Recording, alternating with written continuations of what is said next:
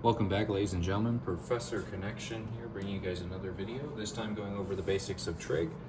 There actually is a method to my madness of why I'm doing this video now versus later. This will be used a lot in other classes. It actually gets used a lot in pre-calculus, it gets used a little bit in geometry, it gets used in physics. And so this actually has a lot of setup. It even gets used in calculus. So this is a lot of different setup for you. So I kind of want to re-go over the basics real quick just to give you guys a reminder. One thing of note is that when we talk about trigonometry and we talk about trig functions, most of the time we refer to a right triangle.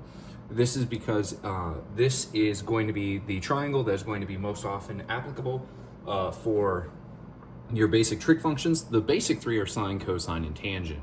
Sin sine, cos cosine, tan tangent. Now there actually are three others: the cosecant, secant, and cotangent. I'll bring up those here in a minute. One thing of note is when we have a right triangle, we always will have our right angle labeled and theta, which is just a representative of just a missing angle. This could also be represented as x with a degree sign. Both of them are usually equivalent. In our case, they are going to be equivalent. The difference in some classes will be, this will usually be exclusively used for radians, which we'll talk about that later.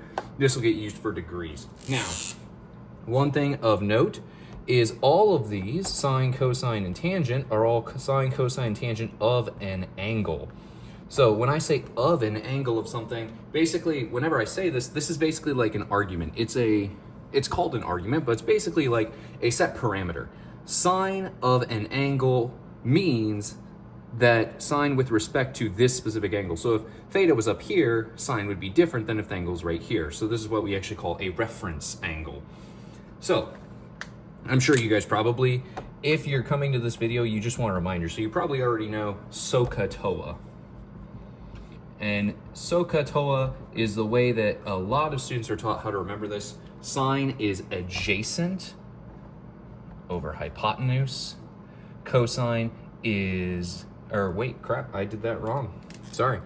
Sine is opposite over hypotenuse. There we go. Cosine is adjacent over hypotenuse. And tangent is opposite over adjacent.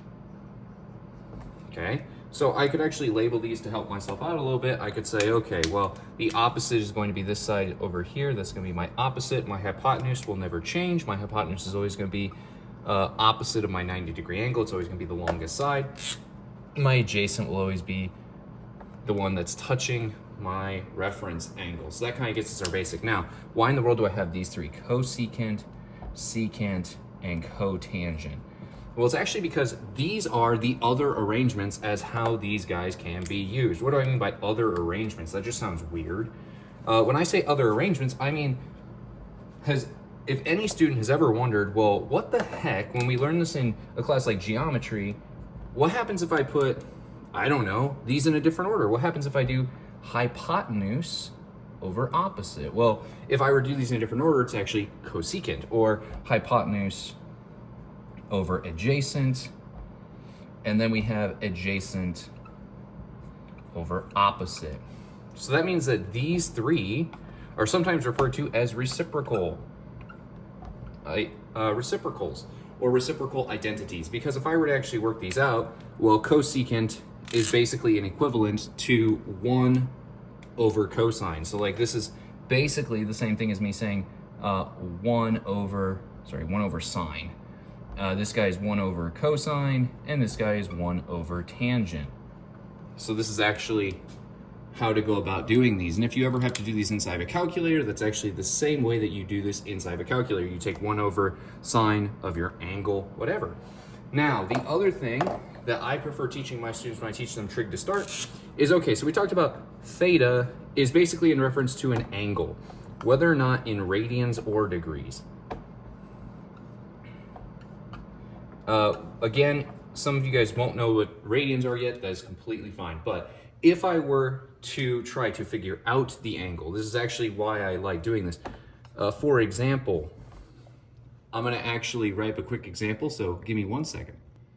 All right, so now we have our examples all written up.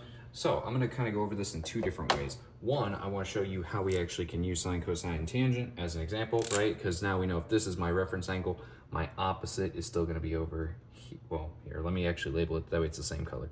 So down here is gonna be adjacent. Over here will be the opposite, and hypotenuse is always gonna be my longest side, opposite of my right angle. So if I wanna solve these, right, sine is opposite over hypotenuse, so this is gonna be 3/5. Cosine is gonna be adjacent over hypotenuse, that's gonna be 4/5. And tangent is gonna be the opposite over the adjacent, which is gonna be 3, in our case, it's gonna be 3/4. So that's kind of like a review over our basic trig functions. Now, a couple different ways you could use this. Well, what if I want to actually figure out, for example, a missing side length? Well, I actually have to figure that out this way. If I want to figure out this guy, if it's a right triangle, I might need to use Pythagorean theorem. So that's just a reminder for you guys that this trig will connect back to some other ideas. So I can do a squared plus b squared equals c squared. And if I solve this guy, I'm gonna say this is actually my b. So if I solve this guy, b is gonna be equal to 12 if you were to do out this math and plug it all in for Pythagorean theorem. Now that I know this, I can actually solve this guy out real quick. I can say opposite, okay, so 5/13. Adjacent is 12/13. And there we go. Now my last one is opposite over adjacent, which should be 5/12. So that gets us our basics. Now the fun question comes. Okay, so we know this, but one thing I do like teaching students right away is when I'm doing basics of trig with them is, okay, let's look at just our first example and say, so what if I want to figure out the angle? What can I do? And that's a great question. So what I can actually do here is, let's say I take this example, sine of theta, and I want to figure out the angle. Well, this is just as important information. So to undo a trig function, I actually do something called an inverse trig function. I like teaching this right away because it helps students to figure out, okay, what something is and then how to undo that operation. So this is the opposite, or this is how I undo. So inverse sine undoes sine. So inverse is just gonna be to the power of -1. Note, this is to the power of -1. It is not the same thing as 1/. So let me actually rewrite this just real quick. This is sine of -1 of the argument. It is not 1/. Sine. That is not the same thing. This is actually a whole different function. So cosine of -1 will undo cosine, and the inverse of tangent will undo tangent. So all of these guys will undo their respective counterparts. So if I were to actually do this real quick and I want to figure out the angle now, I can actually apply an inverse trig function. Remember, just like every other algebra problem you ever do, what you do to one side, you must do to the other. I'm sure some of you guys hear that said so often that you can repeat it just over and over and over and over again. What you do to one side, you must do to the other. Sine and cosine will cancel. That leaves only what's left inside the argument of the function. And the angle is actually equal to the inverse sine of 3/5. Now, if you were to plug that into your calculator, you do want to make sure your calculator is inside of degrees. Otherwise, it may not give you an answer that makes sense to you. So this guy, this theta, is going to be 36.86, let's say 8699 degrees. And so this gives us the basics. It gives us an overview of what the heck the trig functions are, what the heck if I have different arrangements of this whole thing. This gives us our other three trig functions, cosecant, secant, and cotangent. It gives us a very brief reintroduction on how we can use them and how I undo them. I think this is the best way to go about teaching students this idea because it gives them an overview of what everything means to start, an overview of how to apply it, and an overview of how to undo what we just did. So hopefully that gives you guys a good introduction into this idea. We have not talked about what a radian is yet. We will talk about this in a future video. My hope is that I will talk about this in a future video. Again, this is used in all sorts of classes, pre-calculus, calculus, geometry, trig. It's even used in physics quite a bit. So this actually gives a really good mathematical overview for a bunch of different topics.